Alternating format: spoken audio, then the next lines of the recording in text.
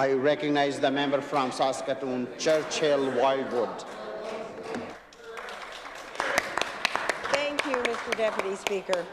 I welcome the opportunity to enter into the debate today and challenge the assertion that this Saskatchewan Party government has not addressed the affordability issues that have taken rise not just in this province, not just in this country, but in countries all over the globe.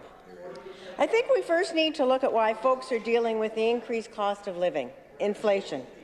We witness what happens when demand is greater than supply, the cost of goods and services goes up, and things become more expensive. One interview I read with an economics professor stated that the high rate of inflation we are facing includes the 2008 financial crisis, trade wars between the U.S. and China, and finally the pandemic and supply chain disruptions. The Bank of Canada has attempted to tame the demand, to get inflation under control, by hiking interest rates 8 times since last March. The theory is that by making it more costly to borrow money, people will spend less, eventually driving prices down. The reality is that these interest rate hikes have an effect on anyone with a mortgage, car payments, debt, and the economy as a whole. I mentioned the 2008 financial crisis because this government has introduced and enhanced a multitude of programs back to 2007 to make life more affordable for every citizen in this province. Let's examine some facts. How about personal income tax, Mr. Deputy Speaker? We have reduced income tax that has removed 112,000 low-income citizens off of the provincial income tax roll. Saskatchewan has one of the highest tax-free thresholds in Canada, where a family of 4 pays no income tax on their first $53,433 of income. Under the NDP, the same family of 4 started paying provincial income tax at $26,150. The Fraser Institute published a bulletin late last fall that ranked Saskatchewan as first in personal income tax performance, in part due to low marginal tax rates across income tax levels and the low number of income tax brackets. Quote, Premier Moe has further aided by his province's low number of income tax brackets, 3, and most notably the fact that he was the only premier to cut personal income taxes across all income levels, end quote. Provincial indexation is another government initiative to help address affordability in Saskatchewan. Indexation of the personal income tax system preserves the real value of personal tax credits, the income tax brackets, as well as benefits such as the Saskatchewan Low-Income Tax Credit. This low-income tax credit is a refundable tax credit where a single adult can receive up to $358 and a family of 4 can receive up to $998. Since 2008-2009, our government has reduced the cumulative education property tax burden by over $2.8 billion. Under the NDP, Saskatchewan residents paid the highest education property tax in the entire country.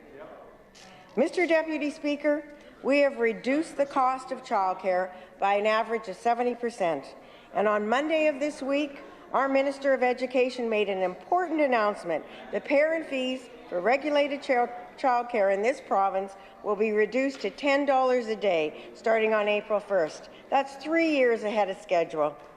This parent fee reduction is the 3rd fee reduction since August 2021, and Saskatchewan is one of just 3 Canadian provinces to achieve this milestone.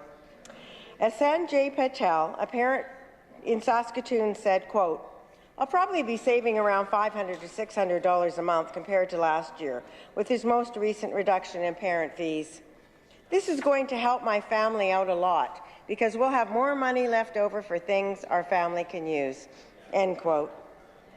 Also helping to address affordability, families in Saskatchewan with children enrolled in sports, art, and cultural activities will continue to be able to claim the Active Families benefit on their 2023 taxes.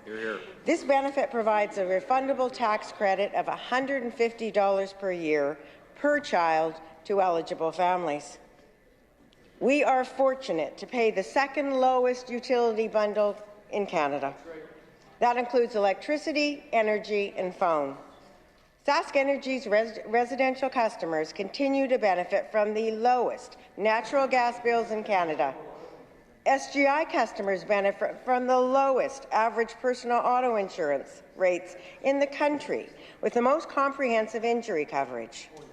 Our youngest daughter developed a new appreciation for the fact that Saskatchewan has the lowest vehicle insurance when she was living in Alberta, as we pay on average less than half of what an Alberta driver pays.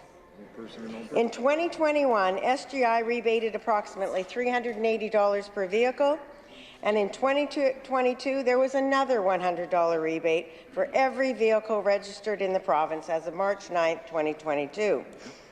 I would also like to talk about housing affordability, as it continues to be a major concern across Canada, Mr. Deputy Speaker. Last June, the Regina Leader-Post ran an article written by Dina El-Shabib of MoneyWise. Regina was ranked as the most affordable metro area in the country, followed in second spot by Saskatoon. Then on Tuesday of this week, a news article stated that Regina and Saskatoon were among the most affordable cities for first-time homebuyers based on a new report out of Alberta. I'd like to quote some of that article by Lindsay Newman of 650 CKOM. Quote, Edmonton Homes compared and ranked the most populated cities across Canada by average annual income compared to house prices, property tax, and electricity bills. Regina is considered the second most affordable with a score of 56.6 out of 70. Saskatoon was third with an affordability score of 56.1. End quote. This article goes on to quote mortgage broker Carrie Cardinal that the reason why the two cities are affordable for first-time homebuyers is because of house prices. She added that the low unemployment rates in the province help make the two cities affordable. Carrie explained why Regina and Saskatoon are becoming attractive to first-time homebuyers. Quote, it's really desirable to raise a family and become a homeowner. Our house prices year over year remain steady for good long-term investments, and I think that attracts people to stay in the province and to buy property here and to build a life and a family. End quote. Saskatchewan is the only province to offer the first-time homebuyers tax credit, and the home renovation tax credit is the only credit of its kind in the country. Let's turn our attention to affordability measures for seniors. We increased the maximum monthly benefit through the Seniors' Income Plan by $30 per month in the last budget, with another $30 increase for 2023-24. The SIP benefit has tripled under this Saskatchewan government since 2007.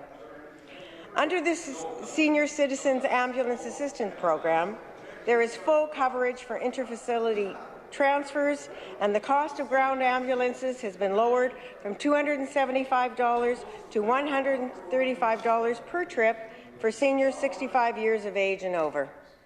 Under the Seniors Drug Plan, eligible seniors over 65 pay $25 per prescription. As the MLA representing this constituency with the highest percentage of seniors, I know that these programs are appreciated and they bring relief to cost-of-living pressures.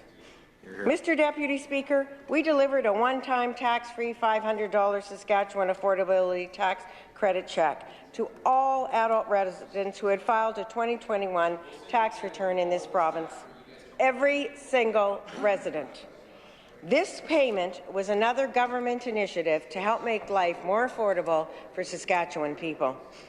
Low utility costs, reduced income tax levels, $10 a day childcare, Seniors' Income Plan increases, tax credits for homeowners, the $500 affordability tax credit check.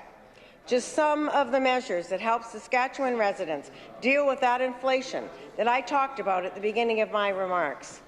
As our finance minister has stated, quote, our government recognizes that costs have risen due to inflation, and we are committed to taking steps to help keep life affordable for Saskatchewan people, end quote. These are but a few examples of how this government has addressed the cost of living for every citizen of this province, including families. To sum it up, Saskatchewan is the most affordable province in this country. Hear, hear. I will not be supporting this motion put forward by the member from Regina Rosemont. Thank you, Mr. Deputy Speaker.